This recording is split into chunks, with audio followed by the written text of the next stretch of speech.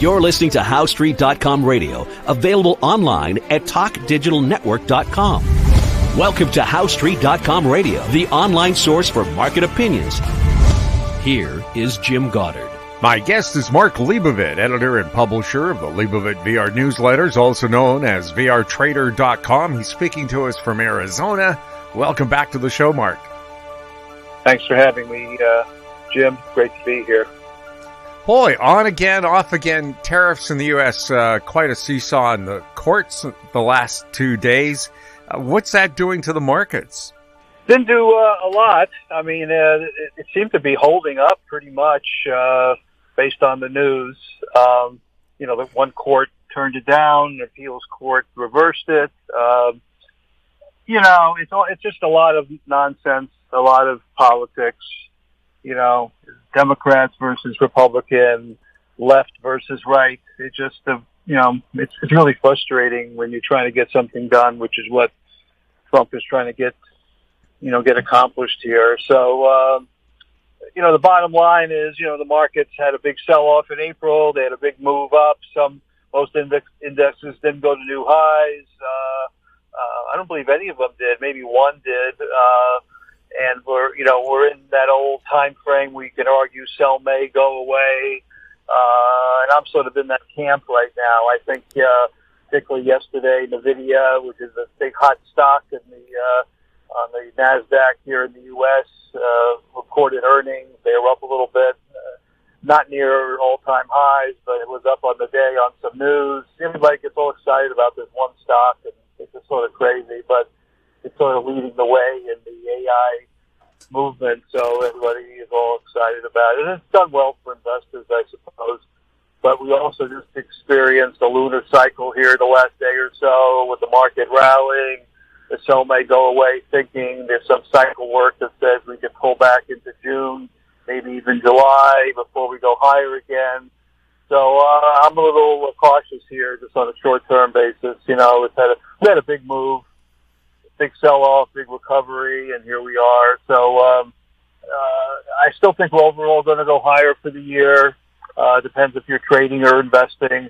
If you're just investing, you sort of forget the summer and just enjoy the summer and don't worry about, what the markets are doing, whether they pull off or they don't pull off. So for the most part, I think you just have to make a decision of what your time frame is here. But as far as the tariff story, of course, that's been the big story, which caused the sell-off in April, and the mitigation of some of those tariffs, stimulated the rally that we saw. But there's so many other things going on. I mean, we have potential war issues still out there. I mean, I'm not a geopolitical expert, but, a lot of the problems in Ukraine were caused by the West itself, and I can see where Putin is skeptical of doing any deal so quickly. And not that I'm siding with the war per se, but if you read the history of what went on over there in the last 30 or so years, Russia was double-crossed several times. Promises were made, they weren't kept. Threats of nuclear weapons on the border there, NATO. I mean, I could see where Putin is not ready to do a deal so fast, and if things get delayed, or if the war doesn't get settled down here and there's no ceasefire, that could help precipitate a market, correction of some kind. So I'm just speculating, but, that's sort of out there. And still the Hamas-Israeli situation, and particularly the Iranian nuclear situation has not been resolved. Israel wants to bomb and take out the atomic capability of Iran, but Trump is holding them back. So if something doesn't happen there short term, I mean, there could be a big conflict in that part of the world. So, one could argue, the stock market likes war and it doesn't make a difference, but I'm not so sure about that. So, it just depends, again, what your, long or near term or short term perspective is. Mine is, I'm a tad cautious here. I think we've had a nice move and the big earnings sort of out of the way here. So I'm sort of stepping aside a little bit on a lot of our trades. What's going on with gold? Gold's holding up, but if you look at the chart, it has sort of a descending tops formation. You can draw a line across the recent peaks, and I want to see that broken out to the upside. And, that could happen tomorrow morning or a month from now. So gold has anticipated a lot already. It went up to 3,500. It corrected over $300. Now it's trying to bounce a bit. I'm not selling gold shares. I still think, with the government's interest in gold, possibly backing treasury bonds of gold, and that may be a year away once the current Fed chairman's out of the picture. But I still got to sort of stay with it. But as a trader, I'm just sort of looks a little toppy to me here, the way it's trading. But a lot has to do with the geopolitical situation. The reason I believe gold took off was because of the wars, and particularly it took off after the Hamas invasion of Israel a year and a half ago. So, once the geopolitical stuff really settles down, that's not good for gold. I mean, gold could back off more.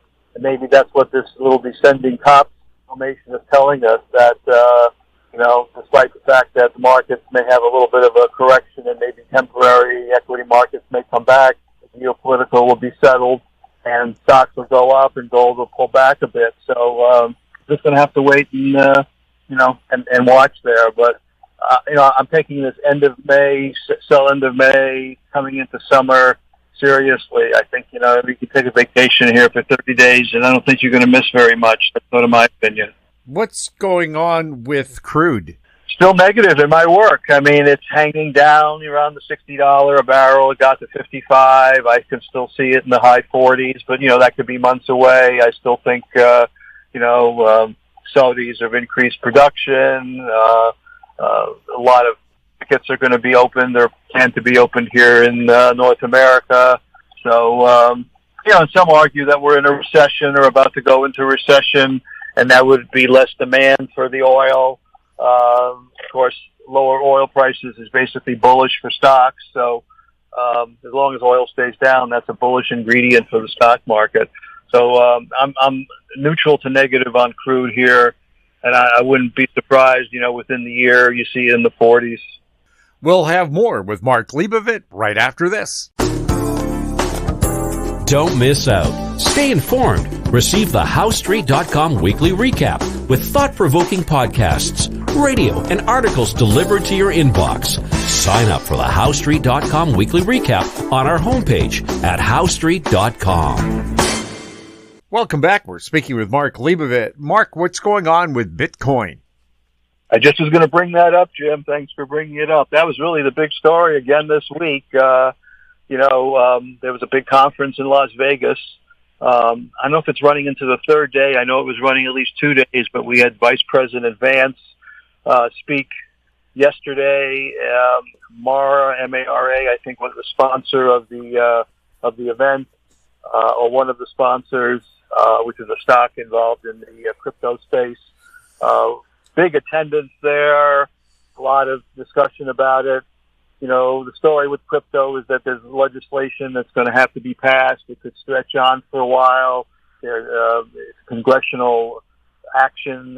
Some of it may stretch into the middle of next year, but basically the rules are trying to be put in place for it. Everybody's up, real excited about it. It's a good reason, particularly since the Bitcoin and crypto reserve is supposedly one of Trump's, big projects. So, it's going to trade around. I mean, Bitcoin got up to, I think, about 111,000, and it was down around the 70s, and the next big target is in the 140s. So, you got to pick your poison, do you want to jump in here or wait for a pullback? I mean, we're in it we're going to stay with it because it trends up, Any thoughts on uranium? It really took off the last week. All the uranium-related stocks took off, particularly Cameco, the Canadian CCJ is the U.S. symbol, but it hit a little trading top here. So we actually took a profit in it. We recommended, taking a trade. This is the trading comment, a big spike up, but all the uranium nuclear-related stocks had big moves this past week. So big support on the part of the president, the U.S. President Trump, about uranium and nuclear energy. These stocks are very volatile. A lot of names that were on our list, had big corrections and big moves back up again. So trend's up. And, nuclear reactors are supposed to be brought back online, but that takes time to do that. So the market has to figure, how much they want to discount in advance. There's some big names on our list, a couple of which we also sold, just took a trading profit because they had a big move this past week along with the CCJ with a view to try to buy them on a pullback.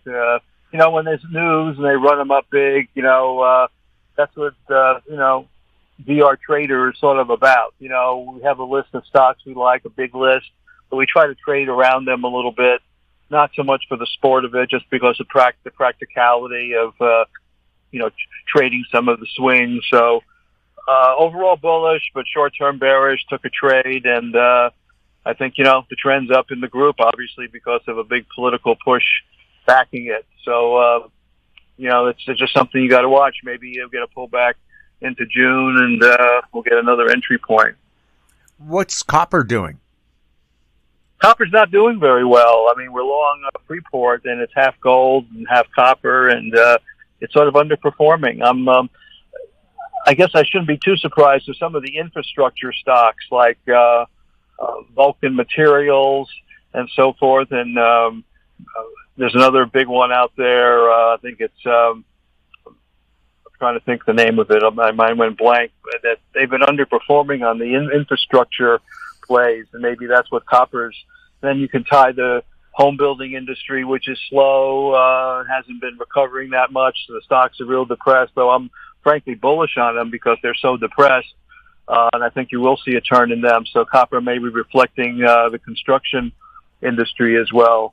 So, I just think it's a short-term effect here, and copper and the infrastructure stocks are sort of underperforming. Maybe they're going to wait for an interest rate cut or some other news to kick them back in gear. I think they will, and just a short-term trading comment. I'm waiting for some technical breakout in them to reinstate their uptrends. Anything on the geocosmic front we have to look at? Yeah, we have a little storm underway now, I'm told, looking at the spaceweather.com website. And on top of that, we've got, lunar cycle the last 2 days ago, which I think is coincident with this little trading top in the markets, this sort of sell may go away theory. And then in mid-June, we've got another lunar cycle coming. Maybe that'll be a little low point. So, and then also the big one, of course, is the summer solstice that's coming up, June 21st or so. And, I always argue there's market change of directions around these seasonal patterns, December, March, September, and so forth. So, June coming up now. So it'll be interesting to see if we see a market pull back into June tied to the seasonal pattern, and we'll take it from there. So we've got to watch that, and that's sort of, part of my thinking here, that maybe between sell may go away, some of the cyclical patterns that this might be a good time to go take that little summer vacation. Mark, anything else catching your eye right now? No, that was it. The big story was Bitcoin this week, and they may have hit a little trading top in the Bitcoin, because of that convention in Vegas, and they seem to be, pulling back here a little bit. But I would use, dollar cost averaging. You don't buy all at one time, buy a little, because I think the trend is big up, and particularly Bitcoin. I mean, there's a limited amount out there, and just over time, it's going to go up. So it depends if you got a 1 year or 10-year perspective. If you had a 10-year perspective, you're up thousands of percent from where it was, in 2011 or so when it all got started. So, in the 2030s, I mean, Bitcoin could be $200,000-$300,000 or higher. Again, it's a limited quantity. Government's behind it, and you just have to, do what's comfortable. But there are ETFs out there. You don't actually have to do the coin or go to crypto exchanges, and there's a whole bunch of them that are mentioned in our newsletter. Mark, thank you so much for chatting with us.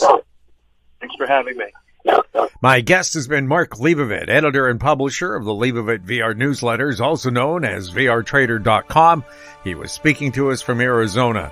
If you have any questions for Mark or for any of our guests, you can send them to info@housestreet.com, and we'll ask that question for you.